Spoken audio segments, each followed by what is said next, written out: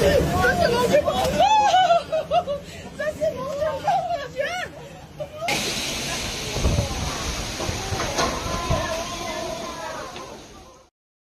C'est arrivé. Le mercredi 13 août 2025, le typhon Pod a touché terre à Taïwan, frappant la région sud-est de l'île avec des vents d'une puissance extrême, des pluies torrentielles et des perturbations généralisées. Le typhon Pod a frappé la côte aux environs de 13 heures, heure locale, le 13 août, près de la ville de Taitung, dans le sud-est de Taïwan. Dès son arrivée, la tempête a généré des vents soutenus maximum de 191 km/h, soit environ 118 milles par heure, l'équivalent d'un ouragan de catégorie 2. Se déplaçant vers l'ouest à travers le sud de Taïwan à une vitesse moyenne de 36 km/h, 22 milles par heure, il a atteint le détroit de Taïwan en soirée.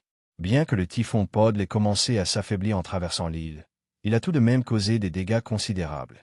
La rapidité et la force du typhon ont mis à rude épreuve les autorités et les résidents, qui ont lutté pour trouver refuge et atténuer les effets de la tempête.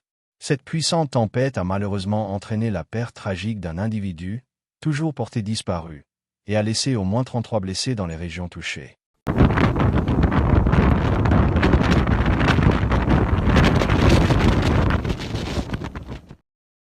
Les blessures, de légères à graves, ont été particulièrement nombreuses dans les zones côtières et montagneuses, où l'impact a été le plus intense. Des équipes de sauvetage locales ont été immédiatement déployées et plusieurs hôpitaux ont été placés en état d'alerte maximale pour prendre en charge l'afflux de victimes. Les autorités ont agi sans délai pour évacuer les résidents des zones à haut risque et sujettes aux inondations. Plus de 5500 personnes ont été évacuées de leur foyer, et des abris temporaires ont été mis en place. Cet effort a été mené en étroite coordination entre les gouvernements locaux, les unités militaires et les équipes d'intervention d'urgence.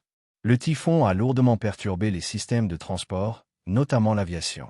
En fin d'après-midi du 13 août, plus de 400 vols ont été annulés, dont 252 vols intérieurs et 155 vols internationaux.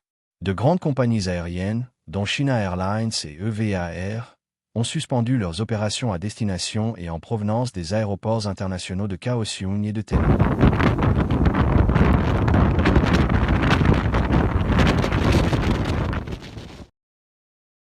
Les passagers ont été instamment priés de vérifier le statut de leur vol. En plus des perturbations aériennes, les liaisons par ferry vers les îles au large ont été suspendues, et certains services ferroviaires ont été interrompus par mesure de sécurité. Cet arrêt temporaire du réseau de transport a créé des difficultés pour les voyageurs. Pour garantir la sécurité de la population, les autorités du sud de Taïwan ont décrété la fermeture des écoles et des bureaux gouvernementaux dans 9 villes et comtés, y compris Kaohsiung, Tainan et Taitung. Cette mesure de précaution visait à limiter les déplacements publics et à réduire les risques de blessures pendant la tempête. Le gouvernement a également émis des alertes d'urgence et des directives, exhortant le public à rester à l'intérieur et à éviter tout voyage non essentiel. Le typhon Pod a déversé des précipitations extrêmes, avec certaines zones montagneuses enregistrant jusqu'à 600 mm.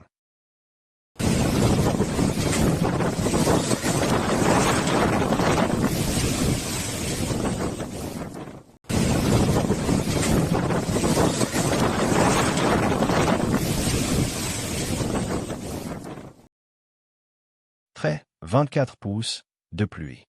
Ces pluies torrentielles ont soulevé de vives inquiétudes quant au risque d'inondation et de glissement de terrain, fréquents dans ces régions. La tempête a également fait peser une lourde menace sur le secteur agricole de Taïwan. Les cultures sont à risque d'être endommagées. Les autorités ont commencé à évaluer les dégâts, tandis que les agriculteurs sont encouragés à prendre des mesures de protection. Et maintenant, en soirée du 13 août, le typhon Pod avait quitté Taïwan et se dirigeait vers la Chine continentale, plus précisément vers la province du Fujian. Les autorités des provinces du Fujian et du Guangdong ont relevé leur niveau de préparation en prévision de l'arrivée de la tempête.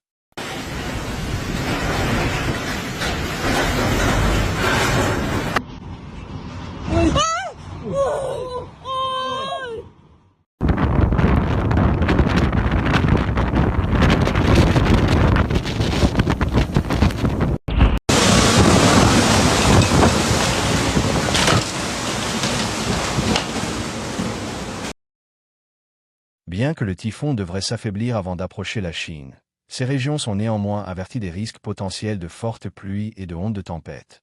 Les autorités de toutes les régions concernées continuent de surveiller la tempête et d'émettre des avertissements. À la lumière de l'impact dévastateur de la tempête, les autorités recommandent à tous les résidents de continuer à suivre les mises à jour météorologiques officielles et de respecter les ordres d'évacuation, le cas échéant. Il est également conseillé d'éviter les déplacements vers les zones inondables. Le gouvernement a assuré le public que les opérations de rétablissement commenceront dès que la tempête sera passée, avec un accent mis sur le dégagement des débris et le rétablissement de l'électricité. Alors que le typhon Pod se dirige vers la Chine continentale, il est essentiel que chacun reste vigilant et suive les conseils des autorités locales.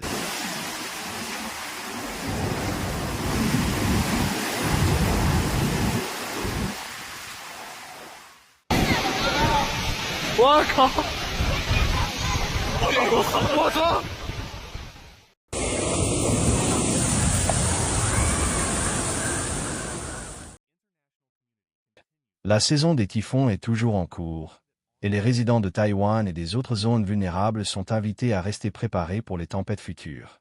En bref, le typhon Pod a eu un impact significatif sur Taïwan, causant des dommages considérables. Les autorités ont agi rapidement.